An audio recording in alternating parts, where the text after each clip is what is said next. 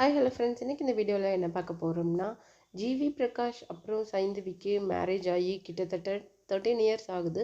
அவங்களுடைய மேரேஜ் லைஃப்பை இப்போ அவங்க எண்ட் பண்ணியிருக்காங்க. அது மட்டும் இல்லாமல் அவங்களுடைய டிவோர்ஸ் கேஸ் வந்து அப்ரூவ் ஆகி அவங்களுக்கு டிவோர்ஸ் கோர்ட் வந்து கிராண்ட் பண்ணி கொடுத்துருக்காங்க. அவங்களுக்கு 4 வயசில் குழந்தை, ஒரு பெண் குழந்தை இருக்குது. அது அவங்களோட பேர் வந்து அன்வி. குழந்தை வந்து சைந்தவியே பார்த்துக்கலாம், அதில் எனக்கு எந்த விதமான ஆட்சேபனையும் இல்லை அப்படின்னு சொல்லிட்டு ஜிவி சொல்லியிருக்காரு. அதே மாதிரி குழந்தைய சாட்டர்டே சண்டேஸில் ஜிவி கவனிச்சிக்கலாம் அப்படின்னு சொல்லிட்டு கோர்ட் அவருக்கு பெர்மிஷன் கொடுத்துருக்குறாங்க. அதை தொடர்ந்து 12 years of love and marriage life end ஆனதை பற்றி ஜிவி என்ன சொல்கிறாரு அப்படிங்கிறது தான் இந்த வீடியோவில் டீட்டெயிலாக பார்க்க போகிறோம். வீடியோக்குள்ளே போகிறதுக்கு முன்னாடி நீங்கள் இந்த சேனலை சப்ஸ்கிரைப் பண்ணாமல் இருந்தால் மறக்காமல் சப்ஸ்கிரைப் பண்ணிடுங்க. வாங்க வீடியோக்குள்ளே போகலாம். ஜிவி பிரகாஷ் கிட்ட ரீசெண்டாக எடுத்த இன்டர்வியூவில் அவர் என்ன சொல்லியிருக்காரு அப்படின்னா, நீங்கள் சைந்தவி கூட இதுக்கு மேலே சேர்ந்து ஒர்க் பண்ணுறது சாத்தியமா, நடக்குமா அப்படின்னு சொல்லிட்டு கோபிநாத் சார் கேட்டிருக்காரு. அதுக்கு ஜிவி என்ன சொல்கிறாரு அப்படின்னா, யா இது இது கண்டிப்பாக நடக்கும். ஏன்னா மேரேஜுக்கு முன்னாடியே நாங்கள் 2 பேரும் பெஸ்ட் ஃப்ரெண்ட்ஸ். அது இல்லாமல் ஸ்கூல் லைஃப்லேருந்தே நாங்கள் ரொம்ப ஃப்ரெண்ட்ஸு. மேரேஜ் நாங்கள் பேரண்ட்ஸ், நம்ம லவ்வர்ஸ், அதுக்கப்புறமேலு கப்புள்ஸ் அப்படிங்கிறதுக்கு முன்னாடி நாங்கள் வந்து ஒரு ஃப்ரெண்டு, வெல்விஷர்ஸ். அது மட்டும் இல்லாமல் 2 பேருமே ஒரு மியூசிக் பார்ட்னர்ஸ்.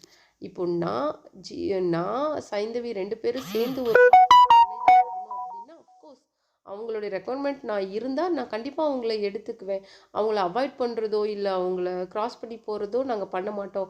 கோ பேரண்டிங்கும் நாங்கள் பண்ணிகிட்ருக்கோம். அது மட்டும் இல்லாமல் அன்வி சம்மந்தமான எல்லா விஷயங்களும் நாங்கள் பேசுகிறோம். இதுக்கு மேலே பாப்பாவோட கெரியர் எங்களுக்கு ரொம்ப முக்கியம். அது மட்டும் இல்லாமல் சைந்தவியோட வாய்ஸ் ஒரு பாட்டுக்கு எதுக்கு சூட் ஆகும் அப்படின்னு சொல்லிட்டு எனக்கு நல்லாவே தெரியும். அப்படிங்கிற பட்சத்தில் சைந்தவியை நான் ஓவர் கம் பண்ணி வேறு எந்த ஒரு மியூசிஷியனையும் நான் தேட மாட்டேன். என்னுடைய மியூசிக்கு அவங்க வாய்ஸ் கரெக்டாக இருக்குன்னா நான் கண்டிப்பாக அவங்கள கூப்பிடுவேன். அதுக்கு அவங்களும் வருவாங்க. Because we are very best friends. ஏதாவது ஒரு விஷயம் அப்படின்னாலும் நான் எப்போவுமே சைந்தவி கிட்ட தான் ஃபர்ஸ்ட்டு டிஸ்கஸ் பண்ணுவேன். இதே மாதிரி தான் ஒரு இன்சிடெண்ட் நடந்துருது அப்படின்னு சொல்லிட்டு சொல்லியிருந்தார்.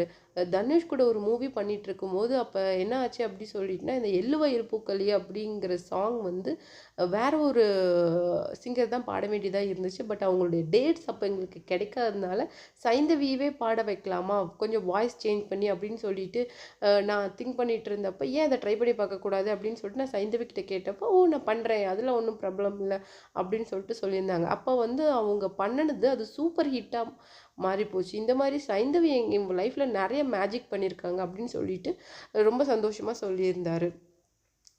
அது மட்டும் கிடையாது, அந்த அவங்களுடைய பாட்டு எங்களை விட ப்ரொடியூசருக்கு ரொம்ப பிடிச்சி போச்சு. இதை மாற்ற வேண்டாம், இதை இப்படியே விட்டுருங்க அப்படின்னு சொல்லிட்டு அவர் சொல்லிட்டாரு. அப்படின்னு சொல்லிட்டு ஒரு அழகான மொமெண்ட்ஸை வந்து ஜிவி வந்து ஷேர் பண்ணியிருந்தாரு. நீங்கள் இந்த வீடியோ பற்றி என்ன நினைக்கிறீங்க அப்படிங்கிற உங்களுடைய கமெண்ட்ஸை மறக்காமல் நம்ம கமெண்ட் பாக்ஸில் கொடுத்துருங்க.